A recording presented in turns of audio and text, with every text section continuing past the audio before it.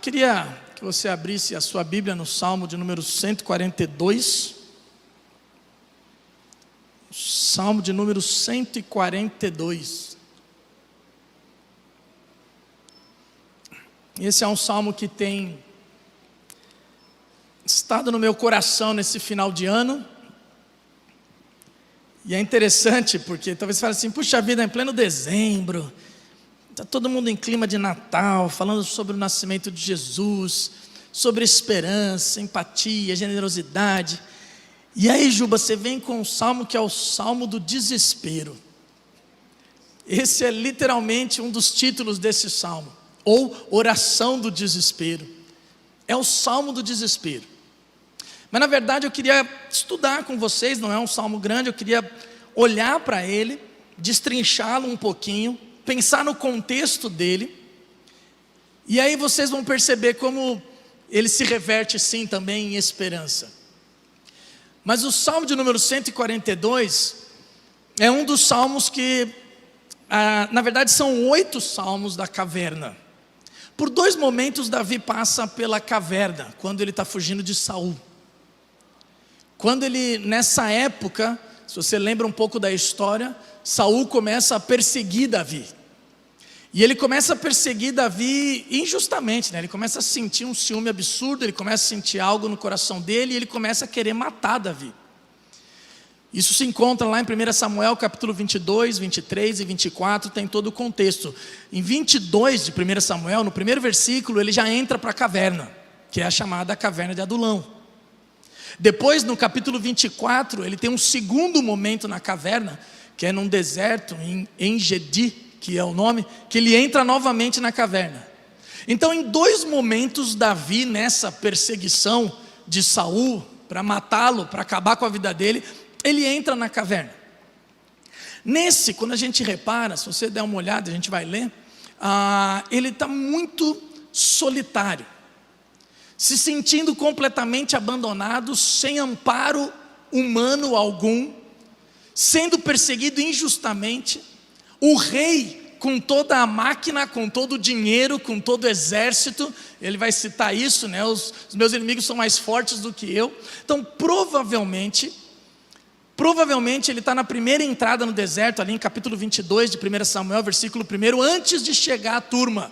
Porque você vai lembrar que a caverna de Adulão, de repente começa a se aproximar vários homens, são 400 homens que se aproximam de Davi, quando ele está fugindo de Saul. Homens descontentes, homens que estavam devendo, bandidos. Aparece uma turma e começa a se aproximar de Davi. Depois juntam-se mais 200 homens, viram 600 homens que acompanham Davi nessa caverna.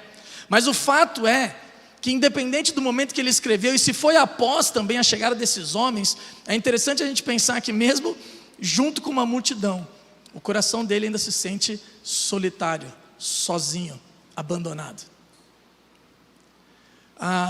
Existem tantos salmos que são citados como oração. Na verdade, cada canção é uma oração, mas 5 deles, literalmente eles são, nos estudos, colocados como título, oração. E o Salmo 142 é um deles. Por isso que a gente pode colocar isso como Salmo do Desespero, ou oração do desespero. Como eu já disse, ele escreve 8 salmos nesse momento de perseguição, enquanto Saul está perseguindo ele. Esse é o último. Espero, vamos dizer assim, que estava mais próximo, ele com o coração esperançoso no final dessa perseguição. Eu não sei como é que você tem se sentindo esse ano, como que você passou durante esse ano, como que você está terminando esse ano. O problema é que se você estiver num salmo do desespero, no momento que está todo mundo falando de esperança, parece que você piora, parece que afunda um pouco mais. Mas ao mesmo tempo, esse salmo produz algumas coisas no coração de Davi. E é isso que eu quero pregar, ensinar, proclamar e gritar em alta voz, se for possível. Mas acompanhe comigo a leitura, Salmo 142. Se você olhar, o título não é inspirado, mas o título já vai dizer lá, né? Salmo de Davi a respeito da sua experiência na caverna, uma oração. Eu estou na nova versão transformadora, se você quiser acompanhar, também pode acompanhar através do PowerPoint ali. Mas diz assim o Salmo 142: clamo em alta voz ao Senhor, suplico pela misericórdia do Senhor. Derramo diante dele minhas queixas e lhe apresento minhas angústias. Quando estou abatido, somente tu sabes o caminho que devo seguir. Aonde quer que eu vá, preparam armadilhas contra mim. Procuro alguém que venha me ajudar, mas ninguém sequer lembra que eu existo. Não tenho onde me abrigar. Ninguém se importa com o que acontece comigo. Então clamo a ti, Senhor, e digo: tu és o meu refúgio, és tudo o que desejo na vida. Ouve meu clamor, pois estou muito fraco. Livra-me dos que me perseguem, pois são fortes demais para mim. Tira-me da prisão, para que eu te dê graças. Os justos se juntarão ao meu redor, pois tu és bom para mim. Antes de eu olhar para esse salmo, eu queria que você passasse os olhos novamente por ele e vamos perceber como Davi se encontra. Olha o desespero desse camarada. E eu fico imaginando um cara que era o mais novo de 8 irmãos, pastor de ovelhas, tinha a casa sempre cheia, e de repente se vê numa situação como essa. E quando a gente começa a passar os olhos por Salmo 142, você percebe um Davi abatido, e eu estou aqui usando as palavras que estão no Salmo, tá?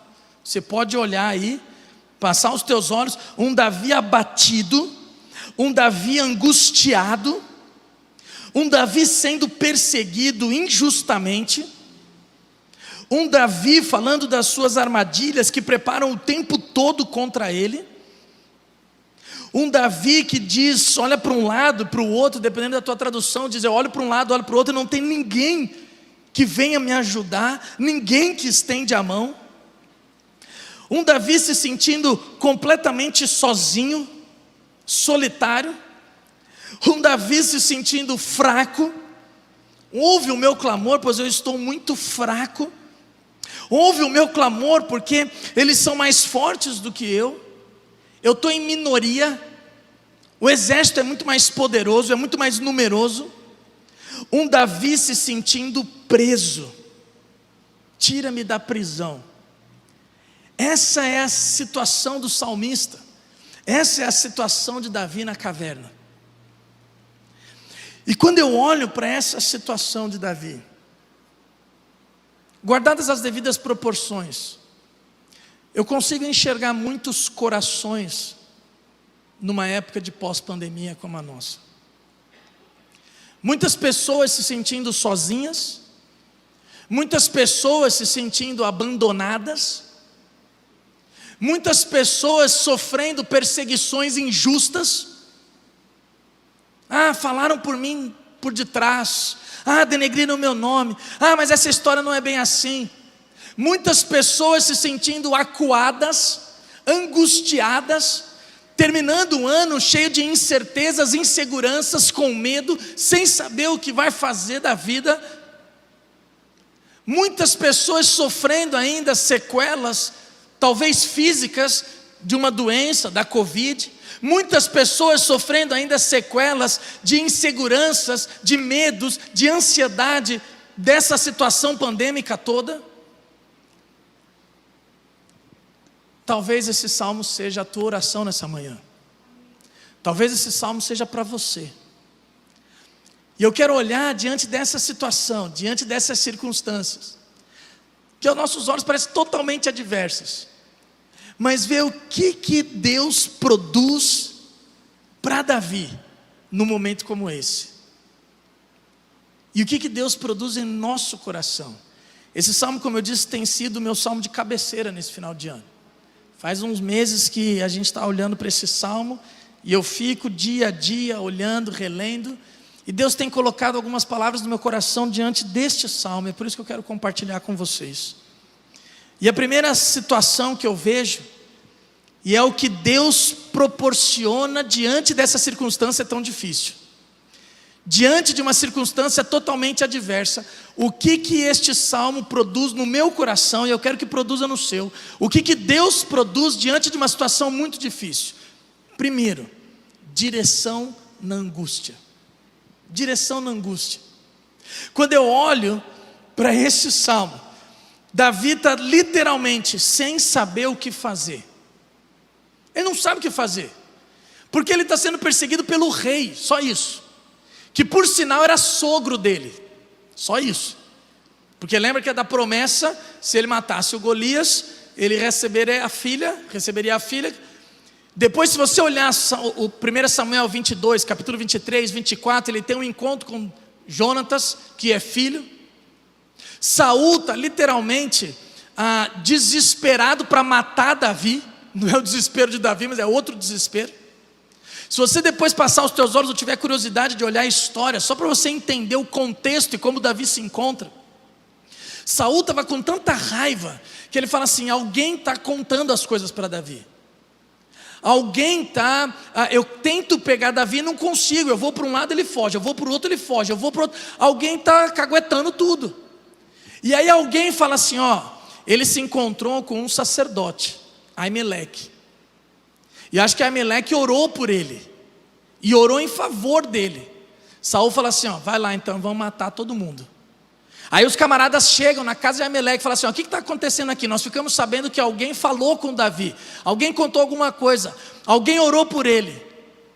Aimeleque tenta ali, fala assim, não, mas não é bem assim, ele é leal ao Senhor, ele não está fazendo nada para o Senhor, rei. E aí ele fala assim, não, mas você orou ou não orou? E aí quando ele fala, mas eu orei, é só um camarada que quer ser leal ao Senhor e eu orei por ele. Saul fala assim, manda matar, pode matar todo mundo agora. E a Bíblia fala que eles estavam com as estolas sacerdotais, com as roupas do sacerdote. Os soldados de Saul, por temor, falam assim, não, nós não vamos matar. Mas tinha um camarada, que era o único soldado fiel a Saul. Ele falou, pode matar. Ele mata 85 sacerdotes, com as estolas sacerdotais, porque um deles tinha orado por Davi. E ainda mais, ele sai dali, daquele local onde eles ficavam, onde era um templo, um lugar de culto, que ele tinha acabado de matar 85 sacerdotes. Ele sai dali com a ordem e cumpre essa ordem de matar todos os seus familiares. Mulher, crianças, bebês recém-nascidos, a Bíblia diz, e todos os animais dessa turma dos sacerdotes da tribo de Levi. Esse é o contexto que Davi se encontra. Jonatas conta isso para Davi. Davi está com essa é a realidade de Davi. 85 homens e 85 famílias morreram por causa da perseguição de Saul a ele. Olha como ele se encontra, imagina o coração desse homem, imagina o desespero desse homem, imagina a circunstância desse homem, e ele fala isso. Em 1 Samuel ele vai falar assim, esse sangue são por minha culpa, são minha responsabilidade, ele estava me perseguindo. Ele literalmente não sabe o que fazer. Você já se sentiu assim? Você olha para um lado, olha para o outro e não sabe o que fazer, porque Saul tem todo o exército, Saul tem todo o dinheiro, Saul tem toda a máquina na mão, ele não sabia para onde correr, ele está literalmente tateando no escuro. O que o Salmo nos mostra, e a confiança que a gente pode ter, é que mesmo diante dessa circunstância, Deus é aquele que proporciona um caminho no deserto. Deus é aquele que abre o mar, é aquele que você não sabe aonde fazer, o que fazer, que caminho seguir, Ele vai te dar a direção. Eu não sei se você já se sentiu assim. Algumas vezes na minha vida eu já me senti assim. E eu lembro de uma vez, a Rê vai lembrar, a gente tinha vindo para Marília, primeiro ano em Marília. A gente tinha chegado aqui e quem nos trouxe foi um pastor, José Roberto Prado, que é tio da Rê. Então quando eu cheguei como sobrinho. E aí por N circunstâncias, depois de 8 meses que a gente tinha acabado de chegar, ele era o pastor titular, eu vim para ser o pastor de jovens, e ele foi embora, ele aceitou um convite, recebeu um convite, aceitou o convite e saiu. Mas a saída estava meio conturbada. A gente tinha tido algumas reuniões difíceis, E eu não tinha nem pregado, acho que eu tinha pregado uma vez só na igreja. Eu estava fazendo um trabalho com os jovens, a gente tinha começado algumas células, mas nem a igreja me conhecia. Eu tinha pregado uma vez porque ele tinha viajado. E aí eu lembro que a gente deitava na cama, a gente olhava para o teto. Eu não posso falar o que a gente falava, mas a gente falava assim: Deus, que vai ser da nossa vida? Literalmente a gente não sabia o que ia ser da nossa vida. Aquele desespero, fala assim, porque imaginava assim, vai ser sobrinho, se a coisa estava meio conturbada, o sobrinho manda embora o sobrinho também, porque o sobrinho vai ficar do lado dele. Literalmente, sem saber o que ia acontecer. E aí, graças ao Senhor, né, os presbíteros da época, a liderança, eles tiveram sabedoria. Tiveram sabedoria, eu falando, né? Tiveram sabedoria e ficaram comigo, não é isso? Tiveram sabedoria porque eles não misturaram as coisas, isso que eu queria dizer. Mas eles foram sábios, não porque eles foram sábios, e aí eles falaram, não, eles conseguiram separar as coisas. Falaram, não, fica tranquilo, nós não vamos misturar. Você quer ficar, eles deram toda a liberdade, você quer ficar com a gente, como é que você está? E eles foram super carinhosos, e a gente acabou, né, permanecendo. E ficamos 10 anos lá, e agora estamos aqui, continuamos na cidade. Mas literalmente uma situação onde nós não sabíamos o que ia acontecer. Alguns anos atrás, mesma situação. O que vai ser amanhã? Literalmente a sensação de tatear no escuro. O que vai ser amanhã?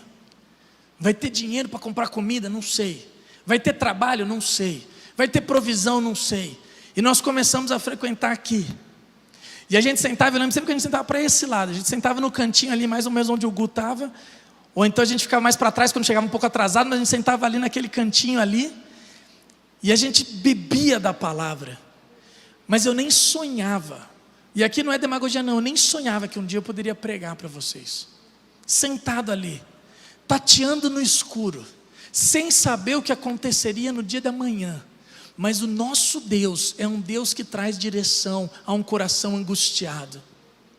Se o teu coração está em angústia, se você não sabe como é que vai ser o teu 2022, se você não sabe se você vai ter emprego no ano que vem, se vai ter sustento para o ano que vem, você não sabe como é que vai ser a economia, teus sonhos, os teus planos, parece que está tudo embaçado, você não consegue nem mais sonhar, nem mais planejar, por causa da tua incerteza e da tua insegurança. Saiba que o nosso Deus é um Deus que traz direção para um coração angustiado, é um Deus que traz direção na angústia. Ele traz. Imagina o coração de Davi. Tenta se colocar dentro dessa caverna, tenta se colocar dentro dessa situação, sem saber o que vai acontecer, sem saber como que pode enfrentar uma nação, um rei, um exército. Mas Deus é o Deus que traz direção no meio da angústia. Deus é aquele que faz um caminho no deserto. Deus é aquele que mostra quando você não enxerga nada. Não é a luz do fim do túnel, não é aquela luzinha no fim do túnel, não. Ele clareia tudo, Ele tira as trevas, Ele tira a escuridão. Ele diz, é por aqui, meu filho. Só espera no Senhor, somente espera no Senhor. Mas Ele não faz só isso.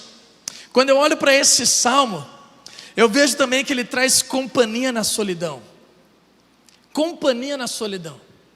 Davi se sente completamente sozinho.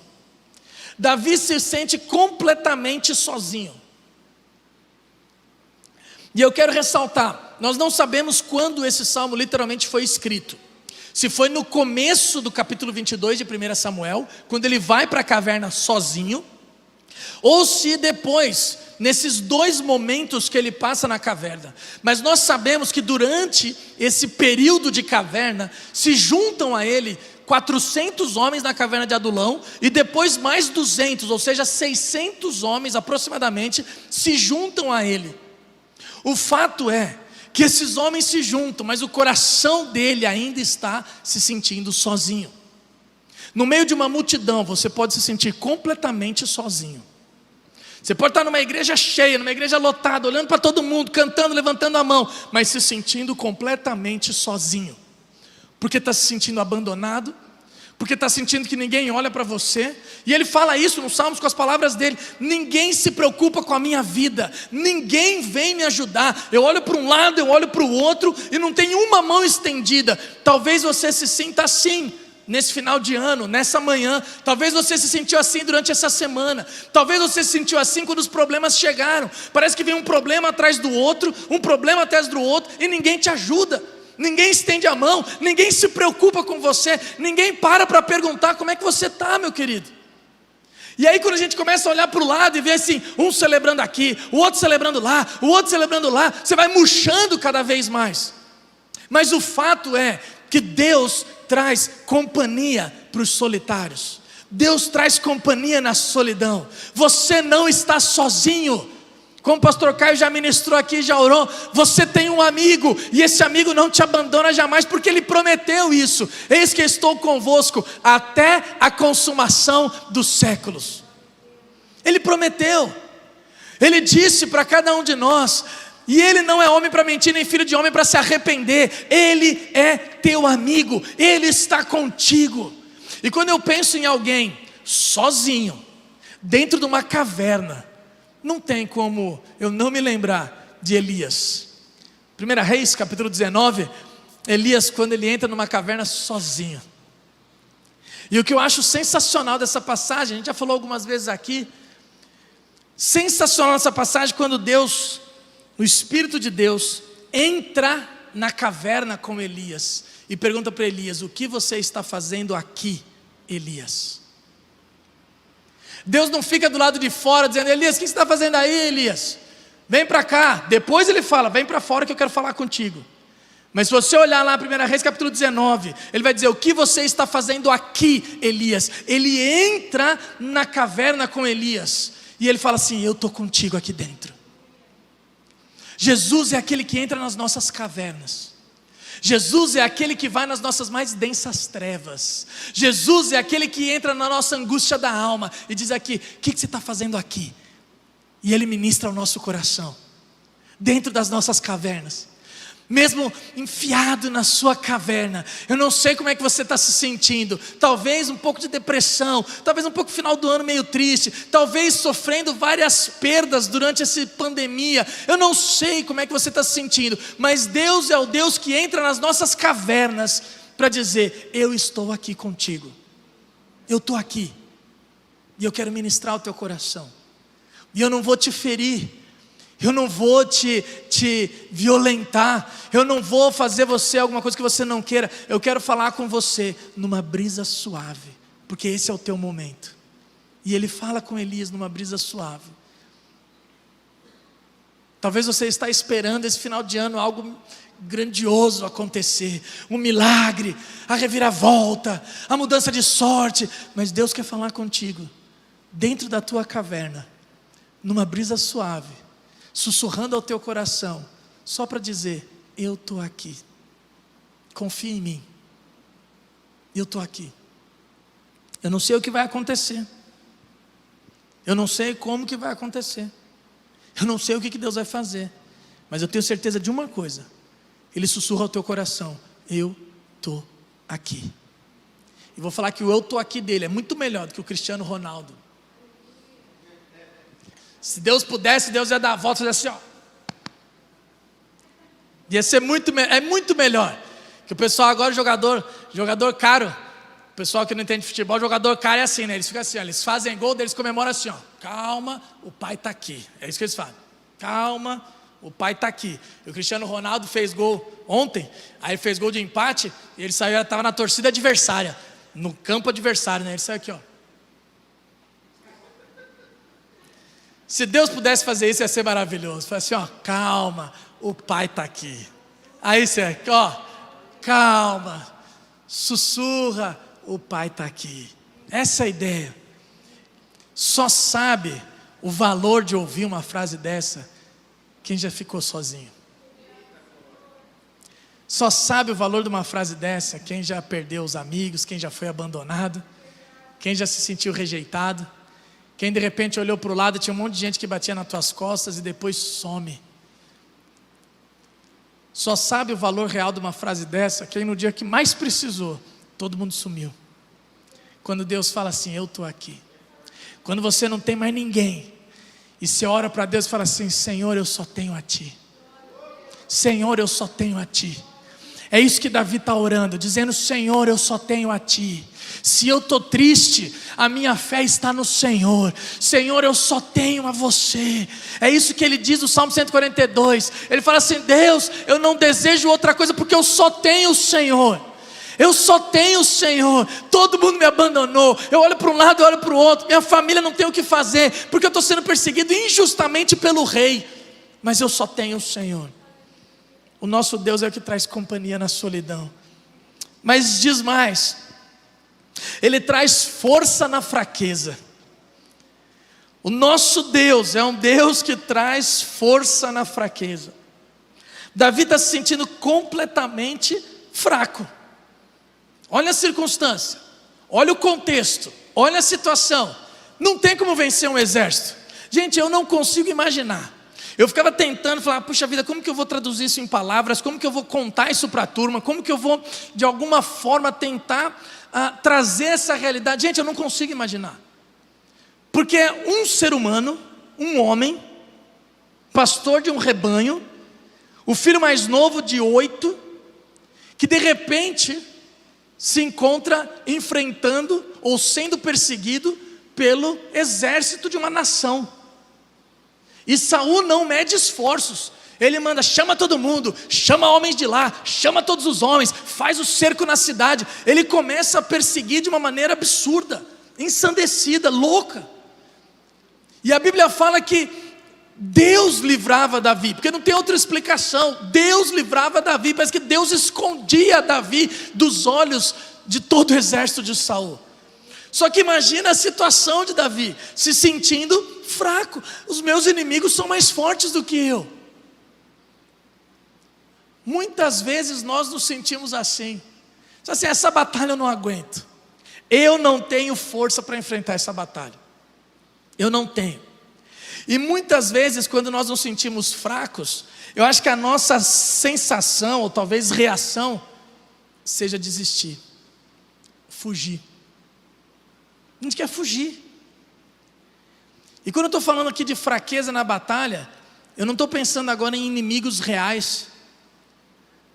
Talvez vamos pensar agora numa batalha onde o inimigo seja você mesmo. Eu não quero espiritualizar, mas eu acho que é uma aplicação que a gente pode trazer. Nós temos dificuldade de enfrentar a nós mesmos. Nós temos dificuldade de enfrentar as nossas situações.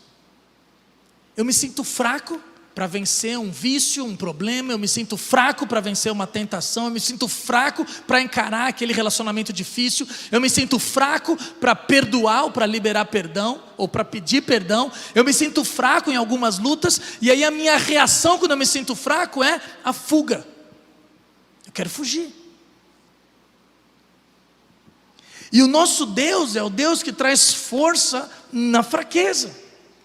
Eu não sei se Paulo se inspira numa situação como essa, mas quando eu penso em força na fraqueza, também eu não consigo não lembrar do apóstolo Paulo, com o espinho na carne, em 2 Coríntios capítulo 12, quando ele por 3 vezes pede, Senhor, tira esse espinho na carne, e Deus diz não, a minha graça te basta, a minha graça é suficiente para você.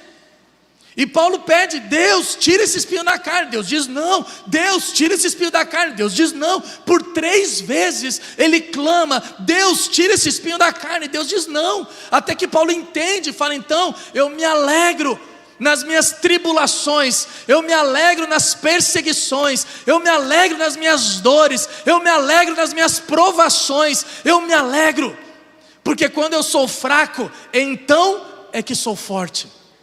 Nós precisamos entender isso, porque a gente precisa parar de fugir. Quando você se sente fraco, querido, se alegre nisso, busque no Senhor, porque quando nós somos fracos, então é que somos fortes. Não adianta fugir. Se Davi fugisse diante da sua fraqueza, se Davi fugisse da sua sensação de fraqueza, talvez ele não se tornasse o rei que ele foi.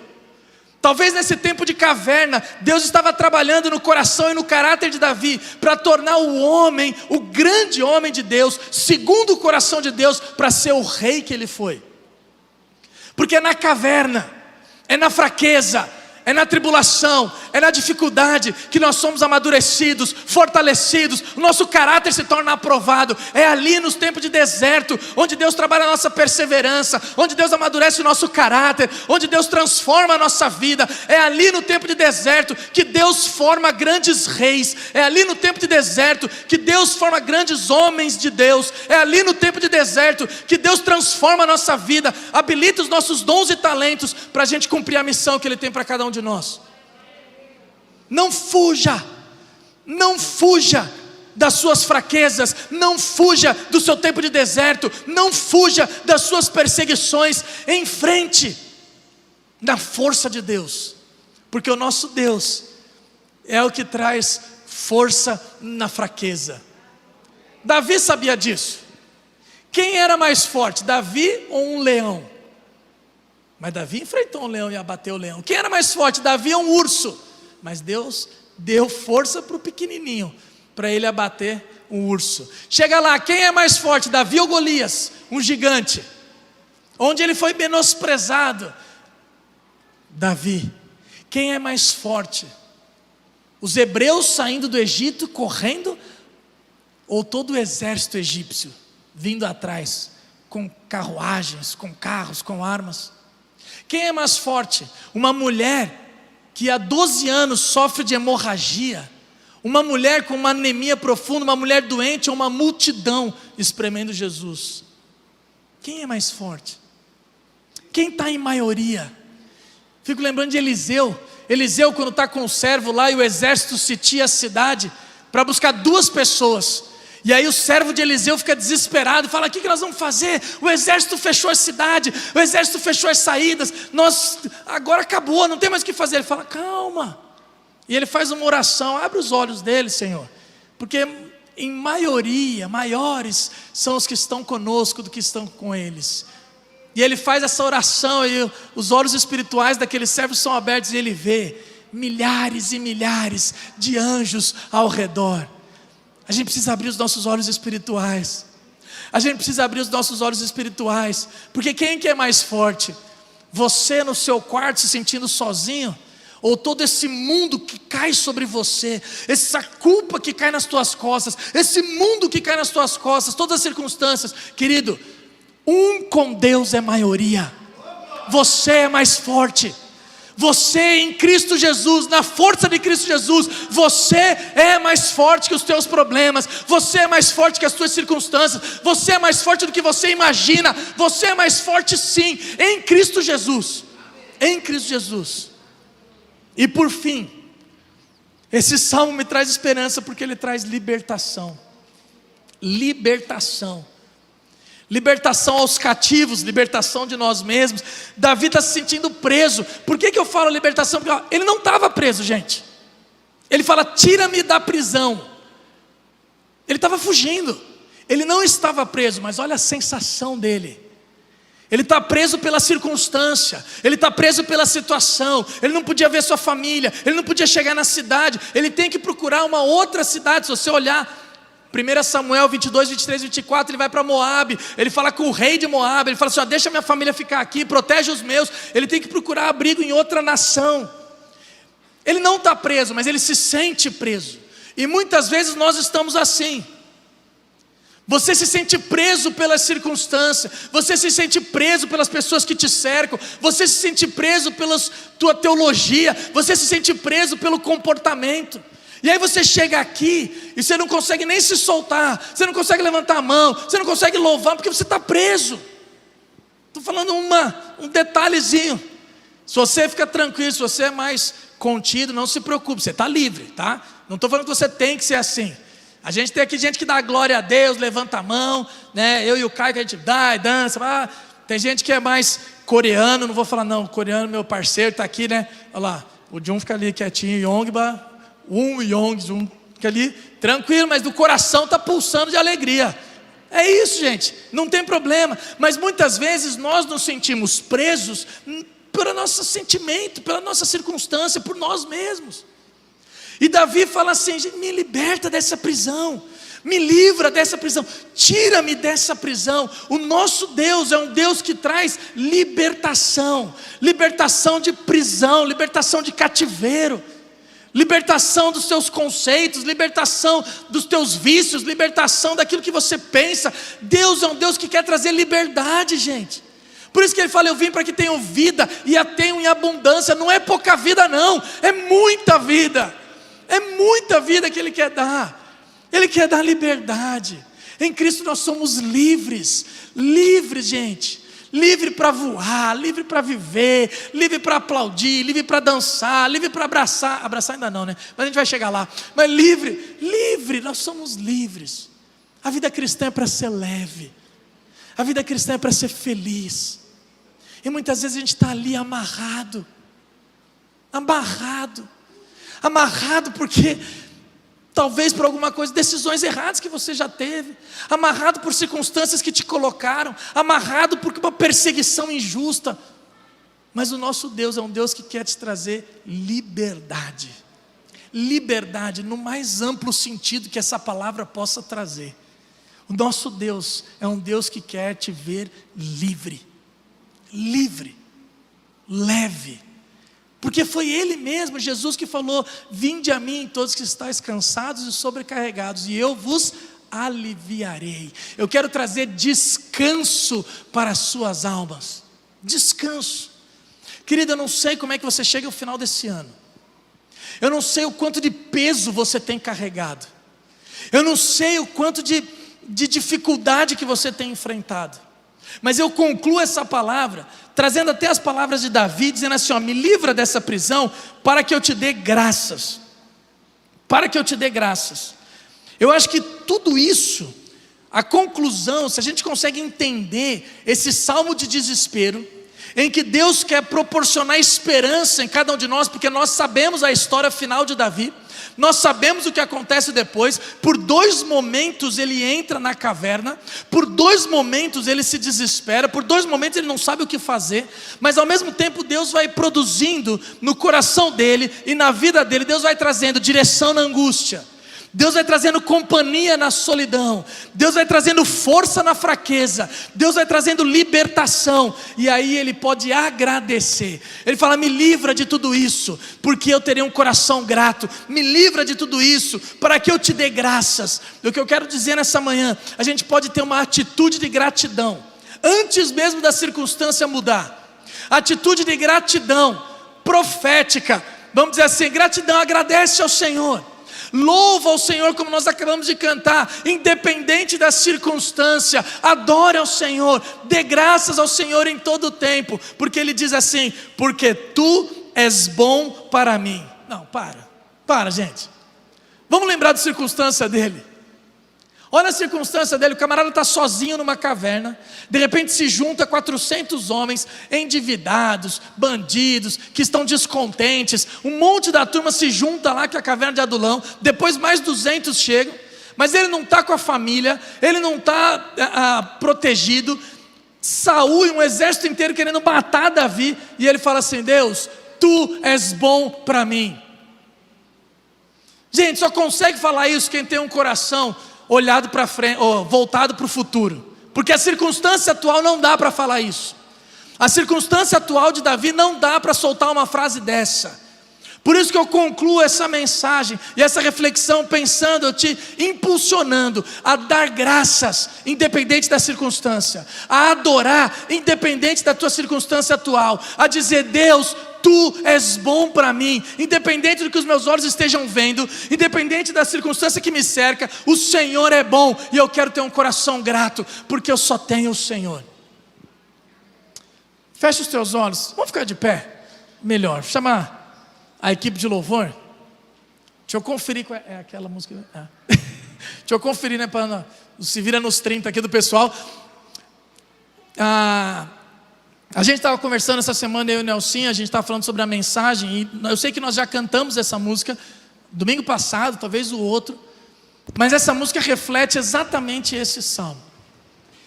E eu queria que você prestasse atenção, cantasse, adorasse, Tenha liberdade, querido. Ore ao Senhor. Ore ao Senhor com essa canção. Porque muitas vezes nós só temos o Senhor Jesus. Eu olho para um lado, o outro, e não tenho mais ninguém. Talvez eu esteja sendo perseguido injustamente. Talvez estejam falando mal de você pelas costas. Talvez os teus amigos te abandonaram. Talvez as incertezas do ano que vem, da economia, do emprego. Talvez a enfermidade esteja na tua casa. Eu não sei qual é a tua circunstância, mas eu tenho certeza de uma coisa: Deus não te abandona. E você pode dizer: Deus, eu só tenho o Senhor. Independente da minha situação emocional, independente se eu estou triste ou se eu estou feliz, eu só tenho o Senhor. E agora você pode exaltar o Senhor. Ah, mas a minha situação não está boa. Não, eu te adoro, Senhor, independente da circunstância. Eu te louvarei, independente das circunstâncias. Eu só tenho o Senhor. Erga a tua voz, faça dessa canção a tua oração nessa manhã. Depois nós oraremos.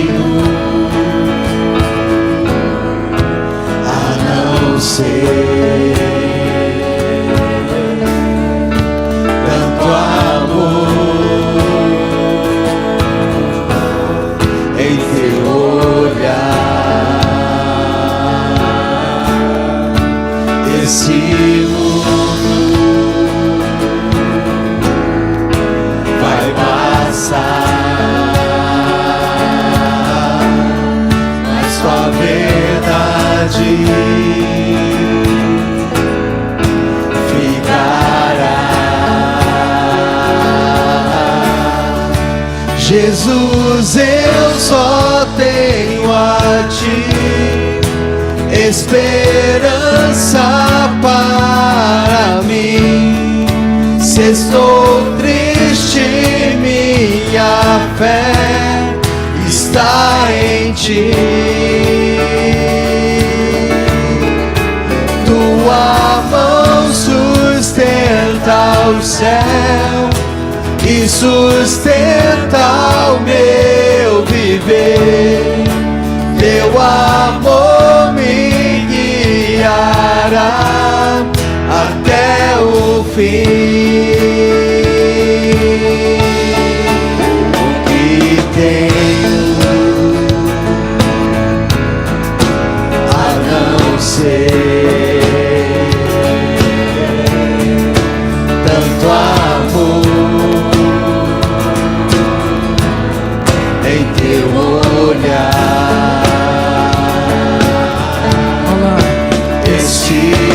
As circunstâncias vão passar. Coloca isso no teu coração. Vai passar o sofrimento, a dor, a perseguição. Mas ó, tem uma coisa que não passa. A verdade é Jesus. Jesus não passa. Jesus vai permanecer. E por isso você pode cantar ao Senhor. Jesus, que você só tem o Senhor. Só tenho a ti esperança para mim. Nós só temos o Senhor Jesus. Se estou triste, não interessa a nossa circunstância, querido. Não interessa o que você tenha sentido. Coloque a tua fé no Senhor Jesus, porque Ele sustenta. Ele sustenta a tua vida. Ele sustenta a tua história. Sustenta o meu viver. Teu amor me guiará até o fim.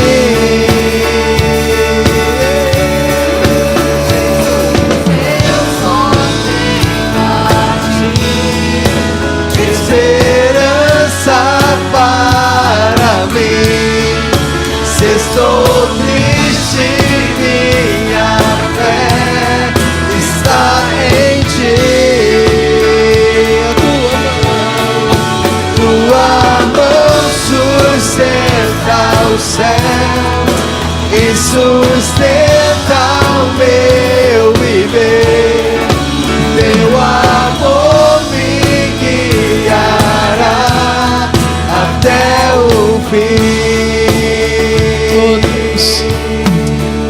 Nós te louvamos, ó Pai, porque nós só temos o Senhor. Nós declaramos agora nessa manhã, Pai, nós só temos a Ti. Oh Jesus, independente da nossa circunstância, nós te adoraremos, nós te louvaremos, nós confiaremos no Senhor, Pai. Pai, obrigado, ó Deus. Obrigado porque o Senhor é aquele que produz um caminho no meio do deserto. Pai, obrigado porque o Senhor é o Deus que traz direção quando o nosso coração não sabe o que fazer, quando o nosso coração está angustiado. O Senhor é aquele que vem com a tua doce voz para nos trazer a direção. Pai, faça isso nessa manhã, faça isso nesse final de ano. Pai, renova a esperança, renova a fé, em nome do Senhor Jesus. Dá um espírito de gratidão no meio da dificuldade, no meio das incertezas, no meio do medo, no meio da insegurança. Traz força ao abatido, traz força ao que se sente cansado, traz força ao que se sente fraco. Renova as nossas forças, em nome do Senhor Jesus. Nós te louvamos, ó Pai, e que a tua graça, ó Senhor Jesus, que o teu amor e que o doce voz do teu Santo Espírito possa vir sobre cada vida, sobre cada família. Amém. Enchendo, trazendo propósito, trazendo missão, trazendo direção. Que os dons e talentos possam multiplicar dia a dia, em nome do Senhor Jesus. Não só agora, mas para todo sempre, até a volta do Cordeiro, em nome de Jesus. Amém e amém. Querido, que Deus te abençoe. Lembrando que nós temos a cantata hoje à noite. Convide mais alguém, traga uma pessoa. A cantata evangelística. Aproveita para semear na vida de alguém. Hoje, 19 horas, a cantata das crianças. Venha de novo. Jesus, eu só tenho a Ti, esperança para mim. Se estou triste, minha fé está em Ti. A tua mão sustenta o céu e sustenta